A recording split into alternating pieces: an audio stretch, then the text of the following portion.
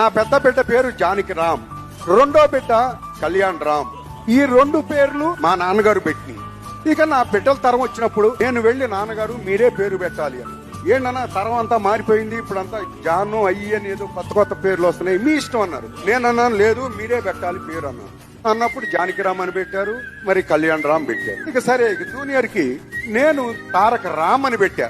ఎందుకంటే పెద్దవాళ్ళు 2 పేర్లు రాములే కాబట్టి ఈయనకి తారక రామ్ అని పెట్టారు. ఒకసారి నాన్నగారు అడిగారు విశ్వామిత్ర షూటింగ్ ముందు, నానా ఏం చేస్తున్నాడు మీ 3వ వాడు అన్నాడు. ఏం చేయటం, చదువుతున్నాడు కదండి అన్నది. సరే తీసుకురా అని అన్నారు. సరే తీసుకురావడం జరిగింది. తీసుకొచ్చిన వెంటనే పైకి నుంచి కిందకి చూశారు, బానే ఉంది, వెరీ గుడ్. నీ పేరేమిటి అని మళ్ళీ తన్ను అడిగారు, నన్ను అడగల. తాతగారు నా పేరు డాడీ తారక రామ్ అని పెట్టారు అన్న వెంటనే నో నథింగ్, నీది నా అంశ, నా పేరు నీకుండాలి అని నందమూరి తారక రామారావు అని పెట్టింది.